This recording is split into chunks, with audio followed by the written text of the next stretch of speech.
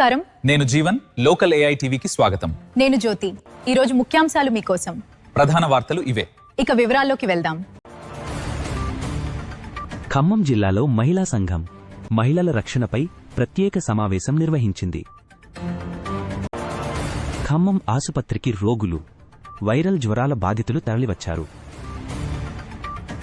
ఖమ్మంలో బీఆర్ఎస్ శ్రేణులు అక్రమ ఇసుక రవాణాపై నిరసన చేపట్టాయి.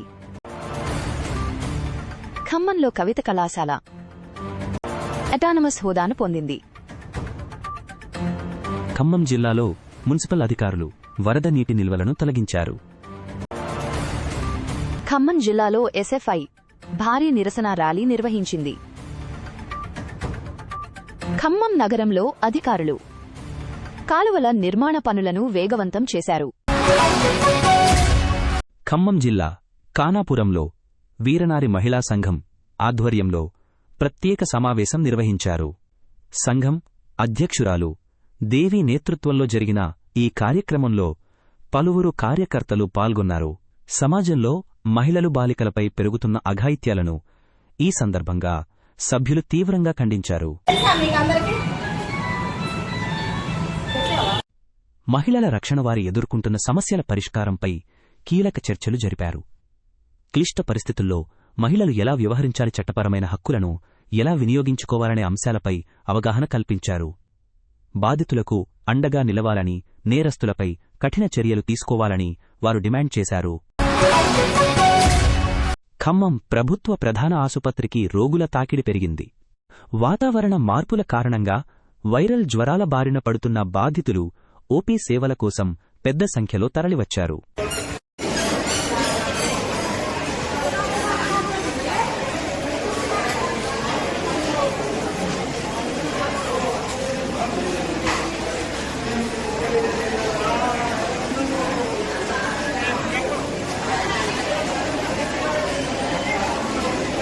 ప్రజలు అప్రమత్తంగా ఉండాలని వైద్య అధికారులు సూచించారు.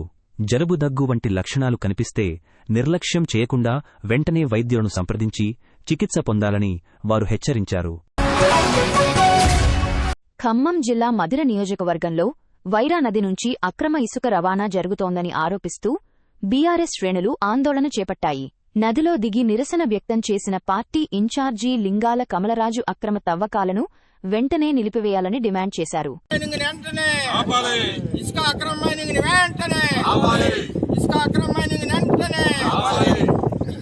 ప్రభుత్వ యంత్రాంగం ఇసుక మాఫియాకు సహకరిస్తోందని ఆయన తీవ్రస్థాయిలో మండిపడ్డారు.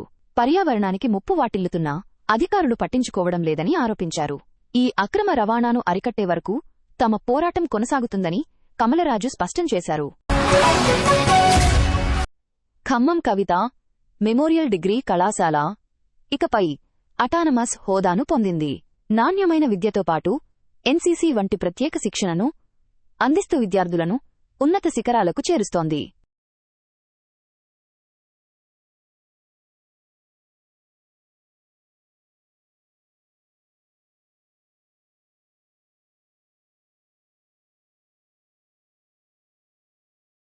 జిల్లాలోని వివిధ మండలాల నుంచి విద్యార్థులు ఇక్కడ విద్యాభ్యాసం చేసేందుకు ఆసక్తి చూపుతున్నారు.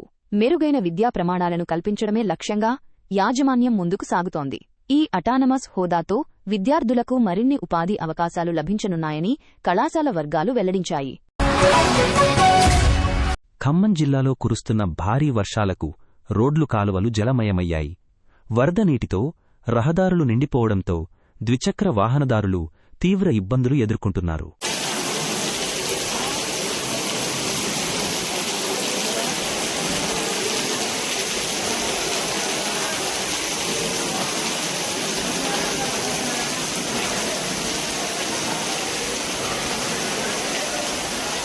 మున్సిపల్ అధికారులు తక్షణమే స్పందించి నీటి నిల్వలను తొలగించేలా చర్యలు చేపట్టాలి.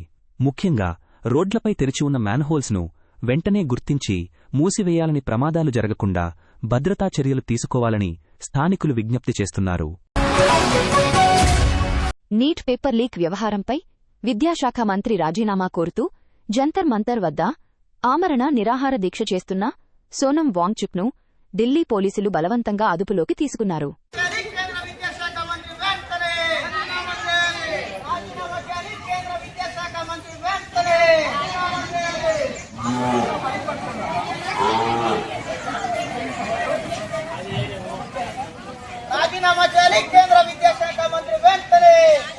దాదాపు 20 రోజులుగా శాంతియుతంగా నిరసన తెలుపుతున్న ఆయనను తరలించడాన్ని నిరసిస్తూ ఖమ్మం జిల్లాలో ఎస్ఎఫ్ఐ ఆధ్వర్యంలో భారీ ర్యాలీ నిర్వహించారు.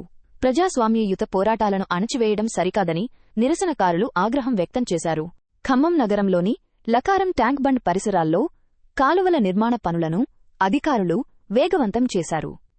సుడా ఆధ్వర్యంలో చేపట్టిన ఈ అభివృద్ధి పనుల ద్వారా పార్కును మరింత సుందరంగా తీర్చిదిద్దేందుకు ప్రణాళికలు సిద్ధం చేశారు.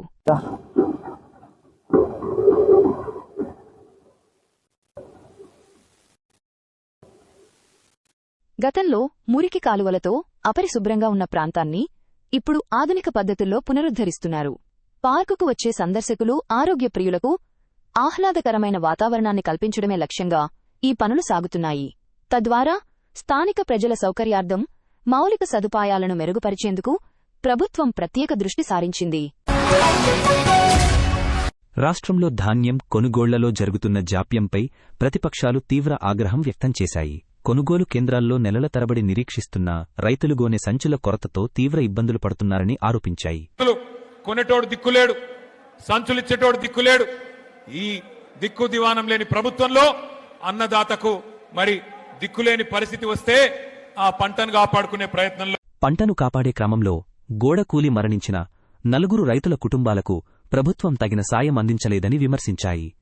గత ప్రభుత్వ పథకం మినహా ప్రస్తుత పాలనలో రైతులకు ఎటువంటి అదనపు ఆర్థిక సాయం అందలేదని ప్రతిపక్ష నేతలు పేర్కొన్నారు. ఈ ఆరోపణలపై ప్రభుత్వం నుంచి అధికారిక స్పందన రావాల్సి ఉంది. ఇందిరమ్మ ఇళ్ల పథకంలో దరఖాస్తు ఫీజుతో పాటు ఈఎండీ వసూలు చేయటంపై బీఆర్ఎస్ తీవ్ర అభ్యంతరం వ్యక్తం చేసింది. పేదలపై ఆర్థిక భారం మోపడం అన్యాయమనేది, నిరుపేదలకు ఇబ్బందికరమని ఆ పార్టీ నేతలు విమర్శించారు. మేము ఇందిరమ్మ ఇల్లు తీసుకొస్తున్నాం.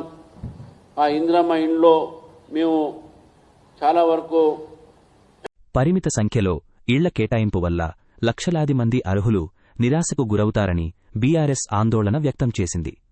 ఇప్పటికే సిద్ధంగా ఉన్న ప్రభుత్వ గృహాలను వెంటనే పంపిణీ చేయాలని డిమాండ్ చేసింది. కేవలం ప్రచారం కోసం కాకుండా అర్హులైన ప్రతి పేద కుటుంబానికి ఇళ్లు అందేలా పారదర్శకమైన చర్యలు తీసుకోవాలని ప్రభుత్వాన్ని కోరింది. మహారాష్ట్రలోని సిర్డీ సాయిబాబా మందిరంలో నిత్య పూజలు, హారతులు భక్తి శ్రద్ధలతో కొనసాగుతున్నాయి. తెల్లవారుజామున కాకడ్ ఆరతి నుంచి రాత్రి సేజ్ ఆరతి వరకు భక్తులు బాబాను దర్శించుకుంటున్నారు. దేశ విదేశాల నుంచి తరలివస్తున్న భక్తుల కోసం ఆలయ ట్రస్ట్ వసతి అన్నదానం వంటి అన్ని సౌకర్యాలను కల్పిస్తోంది.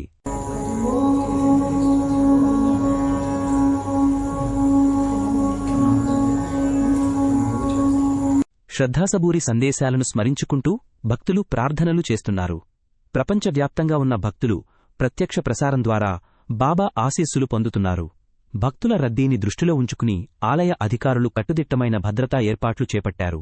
బల్కంపేట రేణుకా ఎల్లమ్మ జమదగ్ని మునిస్వామి కళ్యాణ మహోత్సవం అత్యంత వైభవంగా సాగింది. ప్రధాన ఘట్టమైన మాంగల్యధారణను వేద పండితులు శాస్త్రోక్తంగా నిర్వహించారు.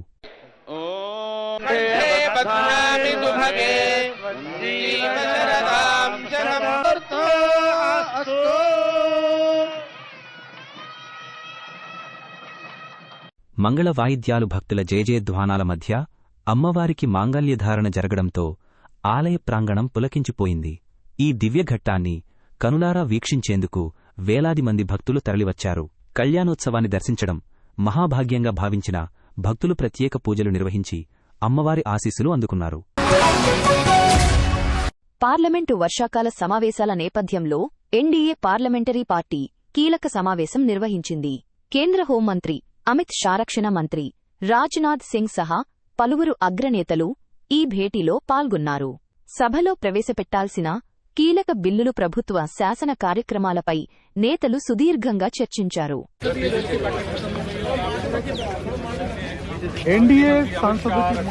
జాతీయ ప్రాధాన్యత కలిగిన అంశాలపై అనుసరించాల్సిన వ్యూహాలను ఖరారు చేశారు.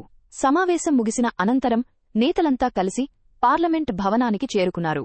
వర్షాకాల సమావేశాల్లో ప్రభుత్వ అజెండాను సమర్థవంతంగా ముందుకు తీసుకెళ్లేందుకు ఎన్డీఏ కూటమి సమన్వయంతో సిద్ధమవుతోంది. మా వార్తా బులెటిన్ వీక్షించినందుకు ధన్యవాదాలు. తాజా వార్తల కోసం లోకల్ AI టీవీని చూస్తూనే ఉండండి. ధన్యవాదాలు. మళ్ళీ తదుపరి బులెటిన్లో కలుద్దాం. నమస్కారం.